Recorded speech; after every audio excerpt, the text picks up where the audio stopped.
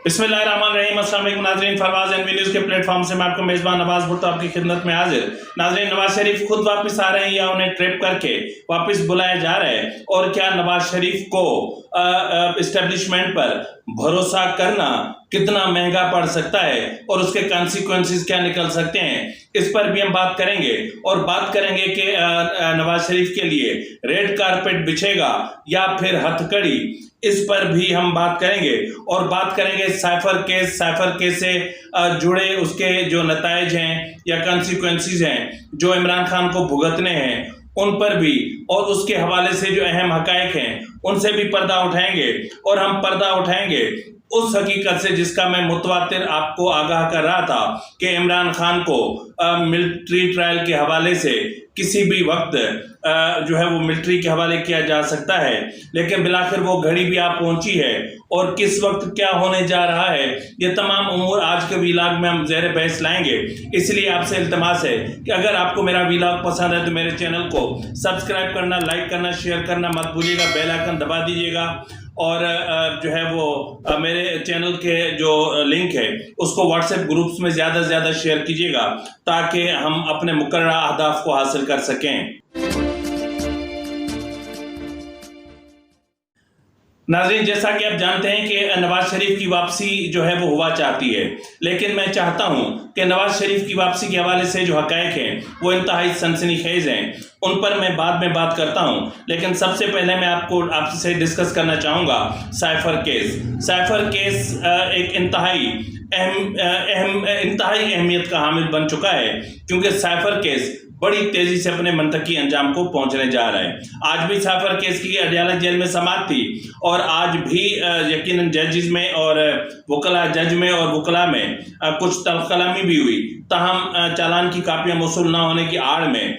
जो फर्द जुर्म आयद होनी थी यानी चार्जशीट किया जाना था, वो अब 23 अक्टूबर तक टल गया है। और दूसरी तरफ मतलब बहुत सारी चीज़ें जो हो रही हैं, एक तरफ तो ये हो रहा है, और दूसरी तरफ अगर आप देखें तो पीटीआई के वकला को अंदाजा है कि हालात किस तरफ जा रहे हैं। उनको पता है कि अब जुडिशरी उनके लिए सहूलतकारी का काम अंजाम नहीं दे पा रही, उनके लिए बहुत मुश्किल हो गया है। अगर आसान होता तो आज इस्लामाबाद हाई कोर्ट में इमरान खान को ब्लैंकेट जो है वो बेल देने के हवाले से, यानी न सिर्फ साइफर केस में बल्कि 9 मई के केसेस में भी जो है वो उनको जमानत देने के हवाले से दरख्वास्त दायर की थी। उस दरख्वास्त को सुनने वाले जज साहब ही छुट्टी पर चले गए और दरख्वास्त गैर मुय्यना मुद्दत तक मुलतवी कर ली गई। दूसरी तरफ पीटीआई को लाहौर में जलसा करने की इजाजत के हवाले से जो जज साहब केस की समाअत कर रहे थे, जो पहले तो बड़ी बड़के मार रहे थे, छोड़ रहे थे लंबी लंबी, जज की कुर्सी पर जब बैठते हैं ना कुछ जजेस, तो उनके पीछे सरिया आ जाता है। तो ये उन जजेस में है कि जिनकी गर्दन में बड़ा मोटा सा सरिया आ जाता है। ये कह रहे थे कि अगर पीटीआई को जलसे की इजाजत ना मिली तो फिर किसी को नहीं मिलेगी। उनका इशारा पीएमएल-एन की तरफ था। ओ भाई, वक्त की जमा होती है औकात,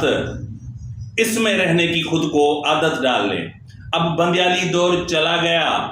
अब गुलजारी दौर चला गया। अब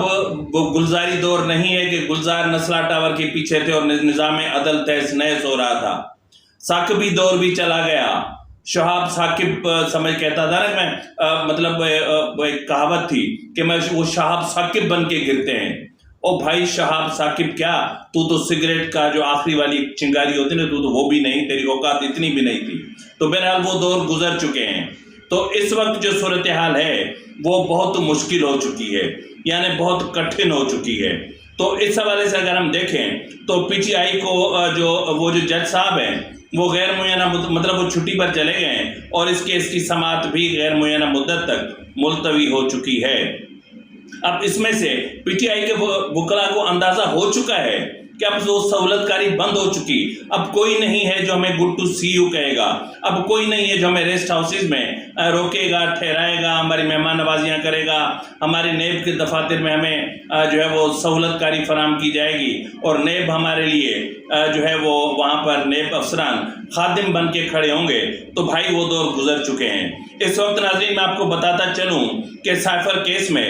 فارن منسٹری کے جو سائفر اسسٹنٹ نعمان ہیں وہ ڈپٹی ڈائریکٹر عمران ساجد اور ایک اور ہیں حبیب بن عزیر اور سابق سیکریٹری خارجہ سہیل محمود، اور ان کے 164 CRPC کے اسٹیٹمنٹ ریکارڈ ہو چکے ہیں۔ اس کے علاوہ اگر آپ دیکھیں تو پرائم منسٹر ہاؤس کے سائفر آفیسر اپنا سامون کیسر ہیں شاید وہ ہیں، اور ایک DSP MS ہیں حبیب گوہر وہ، اور ڈپٹی سیکریٹری ہیں ساجد محمود وہ، اور اعظم خان جو عمران خان کے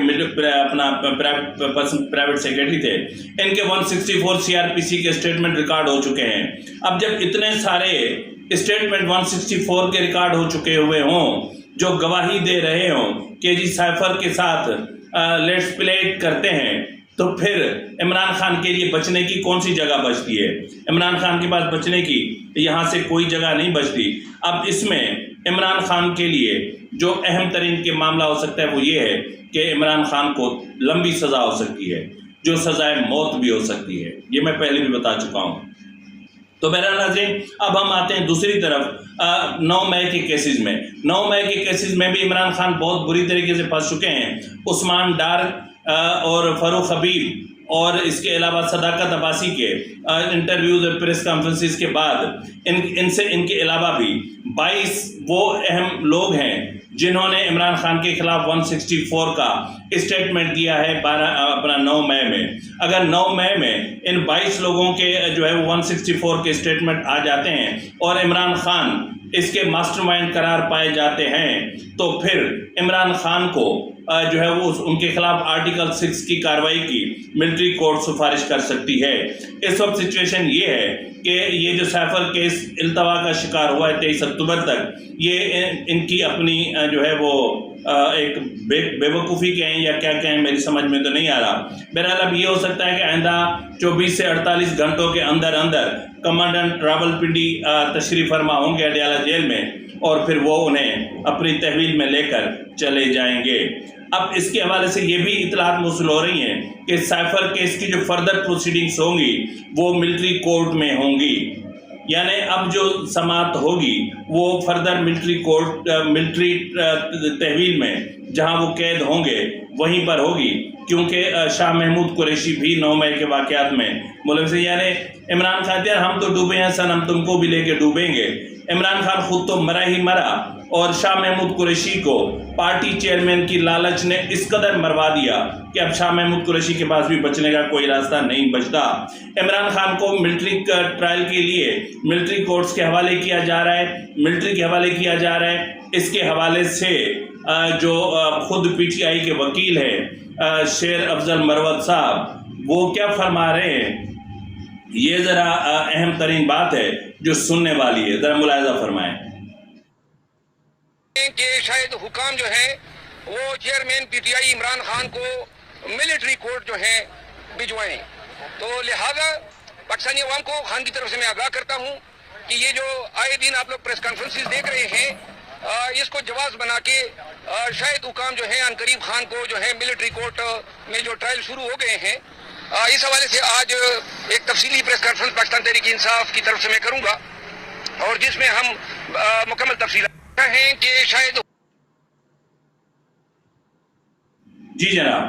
یہ تھے شیر افضل مروت صاحب جو عمران خان کے اہم ترین وکیل ہیں، اور انہوں نے ساری حقیقت سے پردہ اٹھا لیا ہے۔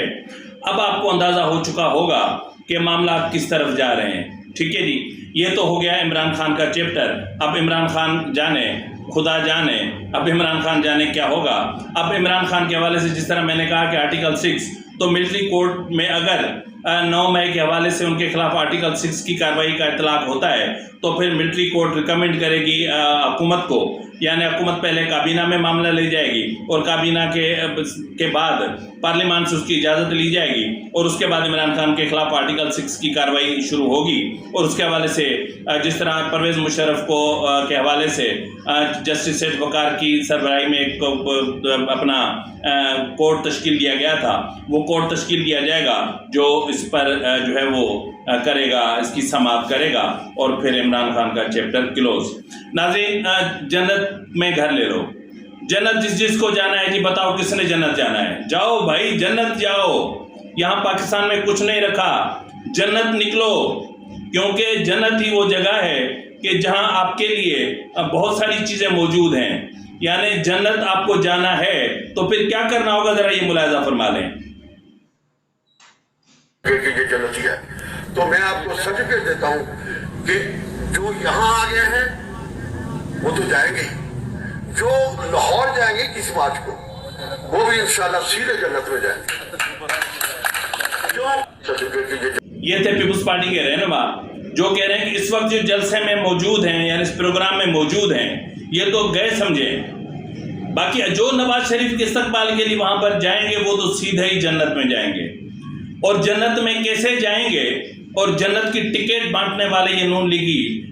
جو ہے وہ اپنے posters per chief of army staff کی تصاویر آویزاں کر کے نہ صرف پی ایم ایل این کے وجود کو مسخ کر رہے ہیں، ایک غیر جمہوری غیر سیاسی جماعت ڈکلیئر کر رہے ہیں، اسٹیبلشمنٹ کا بغل بچہ جماعت ڈکلیئر کر رہے ہیں، وہاں پر اس طرح کی حرکتیں کر کے اور پتہ نہیں وہ کیا ثابت کرنا چاہتے ہیں۔ ناظرین، یہاں پر میں آپ کو بتاتا چلوں کہ گزشتہ دنوں اسٹیبلشمنٹ کی ایک اہم شخصیت نے سعودی عرب میں عمران خان اپنا نواز شریف سے ملاقات کی، اور اس کے علاوہ بھی کچھ شخصیات نے ملاقات کی، کیونکہ نواز شریف پاکستان واپسی سے پہلے کچھ ضمانت چاہ رہے ہیں، اور وہ کہہ رہے ہیں کہ اسٹیبلشمنٹ اور سعودی حکومت آپس میں طے کر لے، سعودی حکومت مجھے ضمانت دے دے اور پھر میں واپس جاؤں گا۔ نہ صرف سعودی حکومت بلکہ قطر، یو اے ای کے حوالے سے بھی یہ باتیں چل رہی ہیں، لیکن بہرحال یہ معاملہ وہاں پر ہو رہا ہے۔ لیکن مسئلہ یہ ہے کہ نواز شریف کے واپسی پر کیا ان کے لیے ریڈ کارپیٹ بچھے گا یا پھر وہ جیل جائیں گے۔ لیکن اس وقت کبھی امکان یہ ہے کہ عدالت ان کو جو ہے راہداری ضمانت دے دے گی، کیونکہ ماحول بھی سازگار ہے، حالات بھی اچھے ہیں، سر بھی اچھے چھڑے ہوئے ہیں، ماحول بھی اچھا ہے، موسم بھی دلربا ہو گیا ہے، تو اس لیے جو نواز شریف کی گرفتاری کا معاملہ ہے وہ یعنی ایک دو دن بعد کا ہو سکتا ہے، کیونکہ جب نواز شریف خود کو سرنڈر کریں گے عدالت کے سامنے تو پھر انہیں جیل بھیج دیا جائے گا، اور جیل کے بعد پھر ٹرائل ہو سکتا ہے، کیونکہ ظاہر ہے کہ نواز شریف کو جج ارشد ملک سزا سنا چکے ہیں اپنا العزیز یا ریفرنس کیس میں، اور ان کی ضمانت کی درخواست اس مرحلے پر داخل نہیں ہو سکتی کیونکہ وہ سزا یافتہ ہیں۔ تو اسلام آباد عدالت ان کی سزا معطلی کی جو درخواست ہے وہ تبھی سن سکتی ہے جب وہ اپنی سزا کاٹنے جیل جائیں گے، تو جب وہ جیل جائیں گے تبھی سزا سنی جائے گی۔ فی الحال ان کو سرنڈر کرنے کے لیے راہداری ضمانت چاہیے تو وہ ان کو ملنے جا رہی ہے، تو شیڈیول آپ کو پتہ ہے کل سے چل رہا ہے کہ وہ کس وقت روانہ ہوں گے، کیا ہوگا، کس طرح ڈرامی بازی ہوگی۔ تو بہرحال اس وقت جو سچویشن ہے وہ میں نے آگاہ کر دی۔ فی الوقت کے لیے اتنا ہی، ملتے ہیں اگلے پروگرام، تب تک اجازت دیجیے، فی امان اللہ۔